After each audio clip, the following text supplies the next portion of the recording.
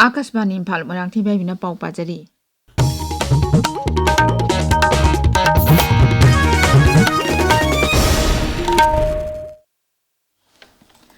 Handicap Development Foundation Manipur Imphal iski khabai soida leiba babina hospital amasung advocate Heirangkhongjam Rosamni Memorial Trust ka khusam naraga International Day of Persons with Disabilities lising ani kunmanga haujik hospital asigi auditorium hall da pangthokli Thaurungi saruk ama oina I dan tawi tharam amasu pangthokli Jiribam jila tasu International Day of Persons with Disabilities lising ani kunmanga gi thauram achievement of rising district welfare office district project office samagra shiksha abhiyan punna sinduna Lakhimpur da leiba Institute for Children with Disabilities ki campus da pangthokhi thauram madu da jila adu ki deputy commissioner Krishna Kumar SP Prakhar Pande amadi atai official kayasu saruk yakhi Thauram madu da Deputy Commissioner Krishna Kumar hai hakjangi phibam mimana drabasingbu awangwa thaktai kai khumna bagaloinena punna chatminarabadi afaba chakhotpa jila amu oiba ngamgani amaromda Kangpopi jila tachu district administration amasung district social welfare punna sinduna International Day of Persons with Disabilities ki tharam DC office ki conference hall da pangthokhi thauram asida district administration amasung district social welfare na miyoi tarada khudol poching piki India Meteorological Department Imphal Center Hairi Lakliba Numit Humni Asida Raija Jigi Mapam Kharada Laisil Kungna Thagani Imphal East Imphal West Bishnupur Thaubal Kakching Tamenglong Senapati Suchampur Pherjol Amadi Ukhrul Jila da Ayu Anganbada Laisil Kungna Thagani Amorom India Meteorological Department Hairi Awang Nongpok Lamsing Assam Meghalai Nagaland Amasung Mizoram gi Maphamsing da Lakliba Numit Humni Asida Ayu Anganbada ka hena Laisin Kungna Tharabayai. Hari Bibim asi Himachal Pradesh amasung Orissa da mayok narabayai. Med Department hai Tamil Nadu Puducherry amasung Kerala gi mafam kharada hayang phawba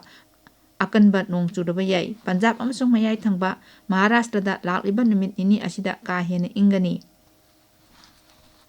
Sri Lanka da nonglai nuksit titwana sikiba mi masing chamri hudramadi sure miyoi chahum yankai Tarukna thiba khangdana leiri lebak adugi jila kunmanga da nonglai nuksitna maram oiduna miyoi lak tara marirom awaba mayok nare Kendi jila da punna miyoi samtrain pan Badula da marfu humdoi Nuwara area da humudra manga amasung putalam da kuntaret leikidre marak asida Bharat na Operation Sagar Bandhugi makhada lebak asida tengbang kya piri NDRF personnel singna putalam jila da panduna leba miyoi chani panlom saphagadaba mafam da puthorakre Indian Air Force ki helicopter sisinaduna chana thakna hidak langtak amadi nomada tangai paduna changba polam sing mateng pangli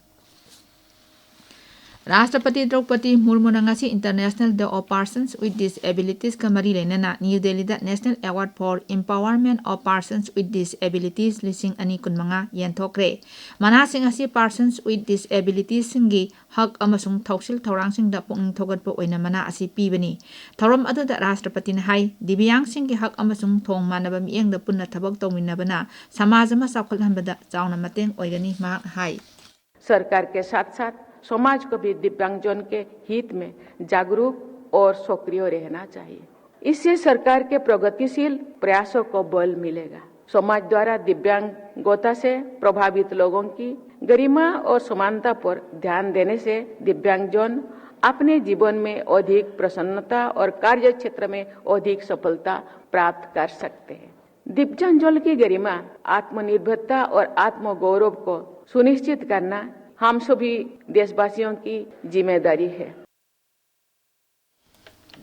Hakshel Mantri JP Nadana Hairi Lebak Asida TV Lenana Maram Oiduna Sibagi Sang Singtaningai Oina Pagatle. Englishing Anitra Manga the Mui Lak Amada Mui Kunipan, Lena Asina Lake Debu Englishing Ani Kunmaridi, Mui Lak Amagi Manunda, Lena Asina Mui Kunmatoi the Mak Lake De. Sarkana Sangsiliba TV Mukta Bharat Abhiyan Gimaram the MP Sing the Wangang with Hakshel Mantri Hai. Lebak Asida TV Lena Pomut Mutanaba Sangsiliba Kongjang Asida. Sadasa Singisu Asoba Taurang Lay. Magna Lena Asi Madam da Miam the Kangan ba amasung masibu karam na ngakthokadagi haibagi matangdasu miyamda khanganbadasu sauna mateng pangli Tamil Nadu gi Madurai International Hockey Stadium da chathariba FIS Junior Hockey World Cup lising ani kunmanga da Bharat quarter final sangle ngarang sanakhiba match amada Bharat na Switzerland bu pajal manga sinoda thoiduna quarter final changkhibani Bharat amasung Germany ngasi numidang wairam pung 3 minute 35 da Chile da sanagani pauloi jare